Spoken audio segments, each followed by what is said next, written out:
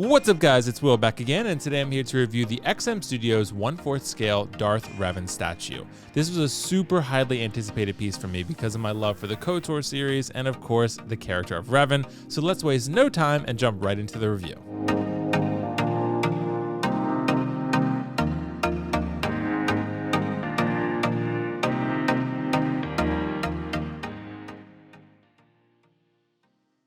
The Darth Revan 1/4 scale statue by XM Studios is limited to a maximum of 799 pieces worldwide, and is a bit difficult to purchase for US collectors anywhere but Spec Fiction.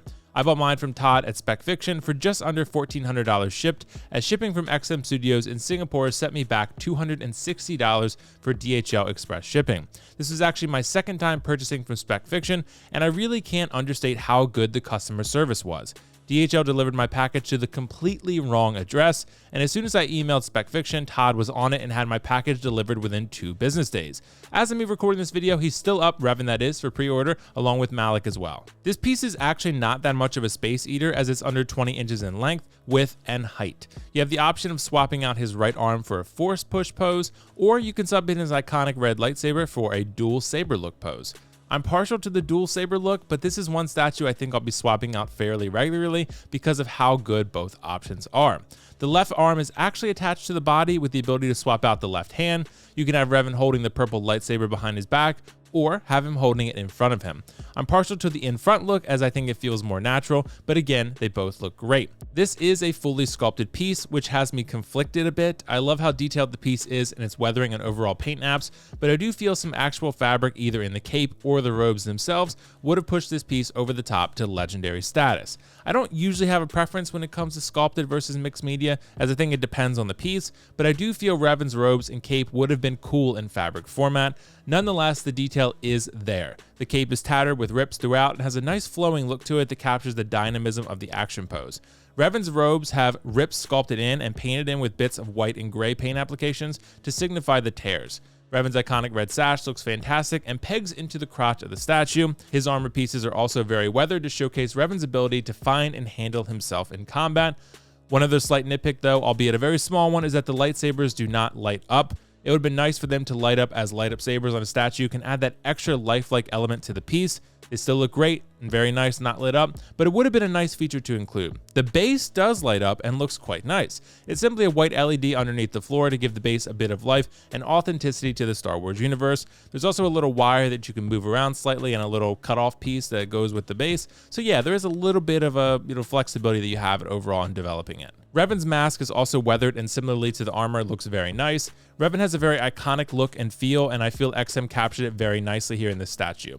The pose is a bit of a double-edged sword for me. It's a dynamic action pose and looks great, but since his body is turned one direction, it displays better from certain angles.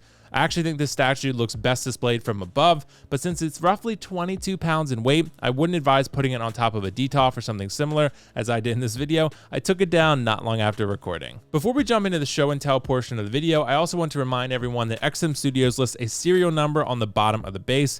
It's important to register this piece on the XM website so it is registered to your account. I won't show mine in this video for obvious reasons, but I definitely recommend taking a look if you decide to purchase this statue. With that said, let's jump to the live show and tell portion of this video. Let's take a look. All right, what's up guys? It's Will back again, and today we're here to do a live show and tell of Darth Revan from XM Studios in 1/4 scale. If you guys have been following me for a while, you know that I've been a huge fan of Revan. I even have a Revan 501st cosplay from Knights of the Old Republic, so I'm a big fan of the game, both of them actually, and of course Revan's role in the first game. Won't spoil anything here, but if you haven't played it, you know that remake is coming just around the corner in the next couple years, so I'm really excited to see it. So guys, what I'm going to do here in this live show and tell is show a couple different angles of this figure, a couple different setups, because like I said, there are some swap outs. You can have the right hand in the force pushing hand, as you can see here, with the left lightsaber pushing forward, with the purple bladed lightsaber pushing forward, or you can have him in another pose, which we'll show in a sec, where you can have him with double bladed lightsaber, dual bladed lightsaber, which is really cool. But long story short, my thoughts on this piece are that it's really, really good. Is it perfect? No. Some of the sculpted stuff I would have liked to have seen fabric if possible, but obviously we wouldn't have been able to do the cape and the setup we did it in with it flowing and looking all dynamic if it were not sculpted.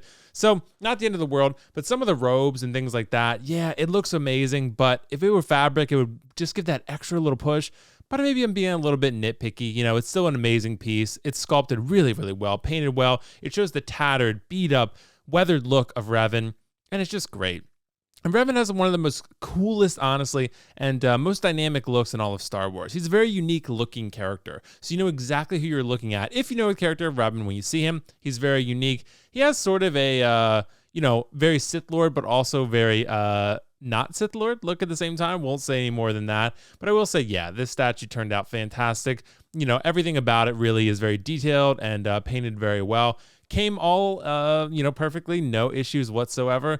The base, you do have to put 3 AAA batteries in the bottom of. So you do have to factor that in when you're going to assemble this. So I would put those in before you put anything else on there, because I actually put Revan on there first, tried to take him off, and then put the batteries in. He doesn't really want to come out of the foot peg. So, it's been very challenging. So I'm just going to leave him in there. And I got the batteries in, just kind of laying him flat and taking all the parts off separately. But yeah, perfect. Honestly, all the looks are fantastic with the statue. There's so many different swap out options. You can do so much with it. I think everything about the statue looks dynamic. Like I mentioned, it looks better in my opinion from above. So if you have a high spot that is secure and that can hold 22 pounds or more, then I would say put this guy up there. If not, put him eye level somewhere. Don't put him low in my opinion, because he's kind of sliding downward. So if you put him low, it's going to look a little bit more awkward. But yeah, just because of the nature of the pose, it's a little bit more of a situation where you want to, angle him at the right angles. So nonetheless, he looks great. Even this pose you're seeing here with the double-bladed lightsaber with one behind the back looks great. I don't know what I'm going to do.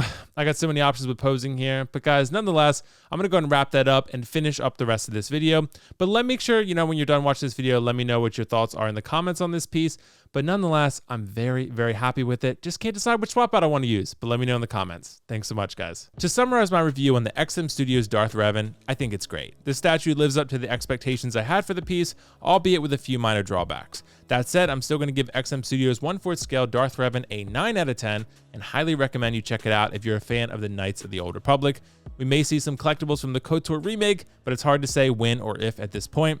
Either way, thanks for watching. This is WillFoxification signing off, and I will see you in the next review.